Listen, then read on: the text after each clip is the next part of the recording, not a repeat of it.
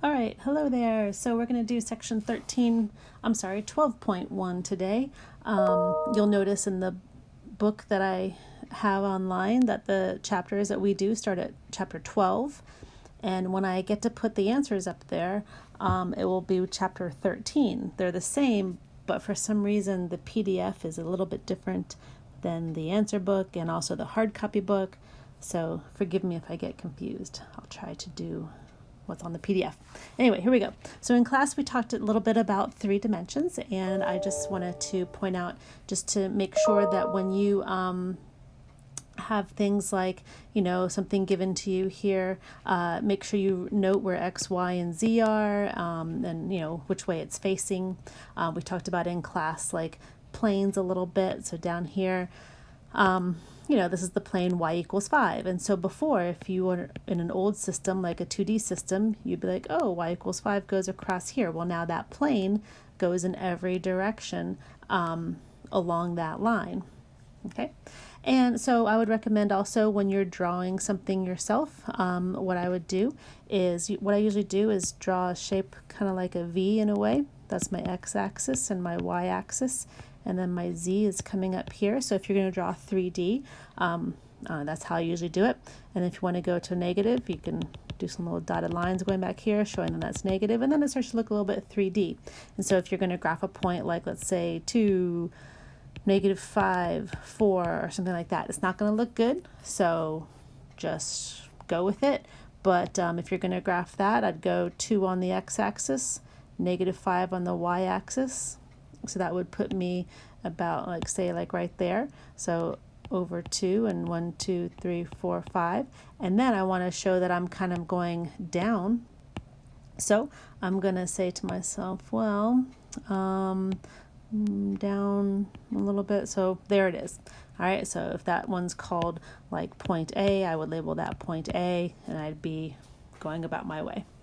All right, so it's not going to look good. Just remember that. Remember that when I do these drawings in a minute. All right, so when you do distance between 2 points, back in geometry or algebra 1 maybe, remember you learned this part of your formula? Well, so now you just have a third part. So if you want to take the distance between 2 points, you're just going to say my distance equals the square root.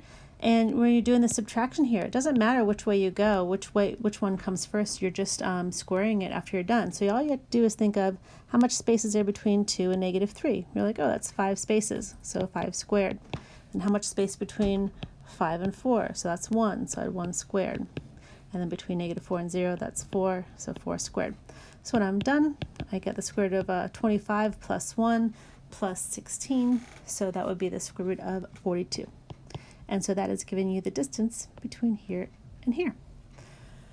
All right, now down here, if you have a vector, so if you had a vector starting at A, so point A was down here, and point B was up here, going to B, so a vector is a directed line segment, what would that distance be called? And so in the Ed puzzle, I'm going to ask you that. And so with an M, I'll let you know, and you answer that. All right, so that distance would be called the magnitude. So hopefully you knew that from physics maybe. All right, so here we go. So again, back in geometry, or geometry probably, you probably learned this and this. So this wasn't there before. And so when you have that, hopefully you remember that that was an equation of a circle. So for instance, let's say you had, something like x squared plus y squared equals 9. You're like, oh, that's a circle. It has a radius of 3, and so I would go out to 3, -3, and so forth. All right, on my old xy axis. Well, now it's going to be 3 dimensions, so it's going to be a sphere. So remember, if it's at the origin, then basically these parts are missing, so you get x squared plus y squared plus z squared equals r squared. Okay. Alrighty.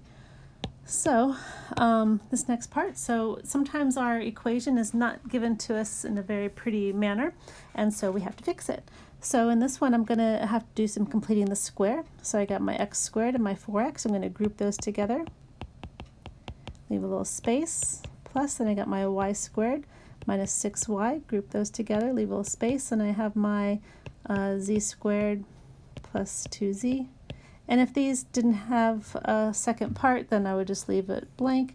But anyway, I put the negative 6 on the other side as a negative 6. Now that negative needs to go away, so hopefully it will.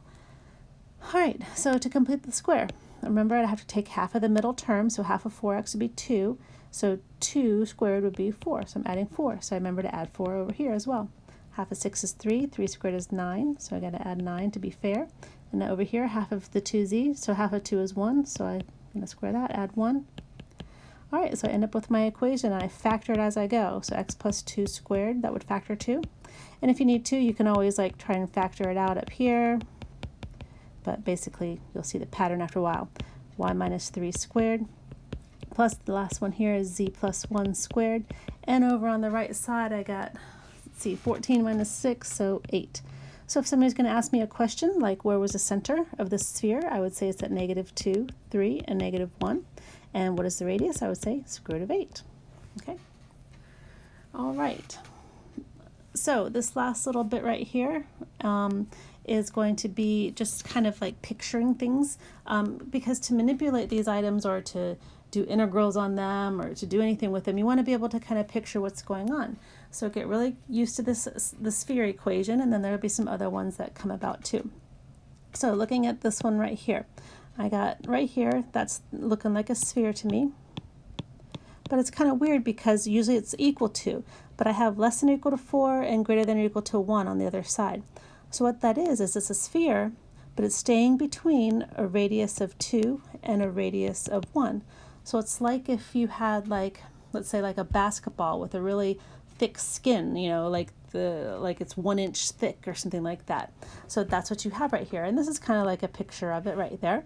And so imagine, you know, you have this ball, and you have then that one has a radius of 2, and then you have another one inside, and that one has a radius of 1. And so we're looking for the space in between those two.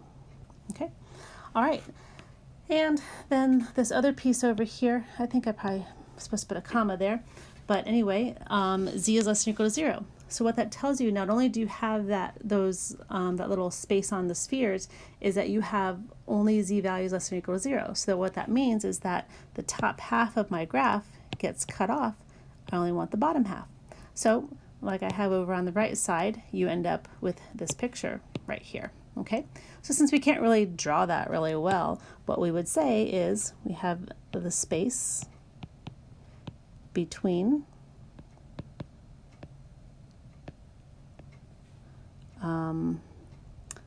a sphere of r equals 1, so radius equals 1, and radius equals 2 at the origin.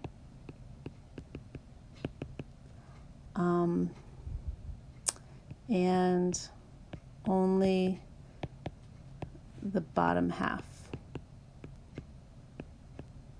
I could have probably written that more eloquently, but that's why you want to kind of like maybe try to draw your picture and write what you're talking about, because between the two, then you can explain to somebody what's going on.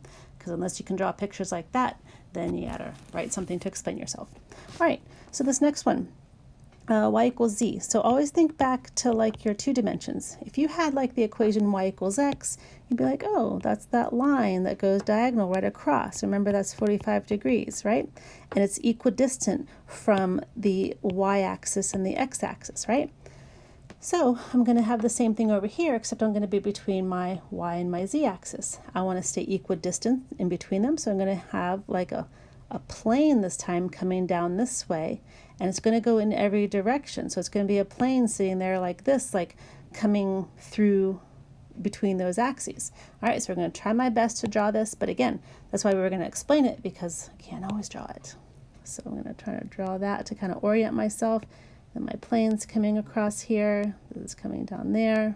Maybe I draw that just to kind of help myself out. Also, it's better like in pencil in a way too. All right, so anyway, so there's my ugly plane right there, but I want to say to myself, this is a plane, equidistant, from the y and z axes. And so maybe you'd mention something about 45-degree angle also. You could mention that too. But anyway, All right, so this last one, so again, the picture and the words need to go there so you can have a nice idea of what's going on. So last one right here, again, let's try to put it back to what we knew from 2D. If I had x squared plus y squared equals 16, that would be a circle at the center, and the radius would be 4, right? So this is similar, but it's with the y and the z axis. So again, it's with these two right here. So I'm going to be drawing like a circle with radius 4, and because it says less than or equal to, the circle is like all filled in. All right, so this is all filled in. But notice nobody mentioned anything about the x value, so that means that I can be at any x value I want. The circle I just drew is at x equals 0, but I could draw another circle out here at x equals 2, let's say. I could fill that in. Then I could draw another circle out here at x equals 5 and fill that in. So by the time I do that over and over and over, I would have all these circles like lining up together, infinitely many circles lined up together, and they would be filled in, and I would get, hopefully you know, would be a cylinder. So I have a cylinder, and it's solid with radius 4 along the x-axis. And so notice what happens, the pattern that presents itself here is that whatever letter is missing, that's the axis you're going to travel on. It's going in that direction. All right, so here's a little bit better pictures. Here's your y equals z plane right there, and over here, this is one we just did with the cylinder, but I think we did pretty good with that. All right, so that is it, and I will see you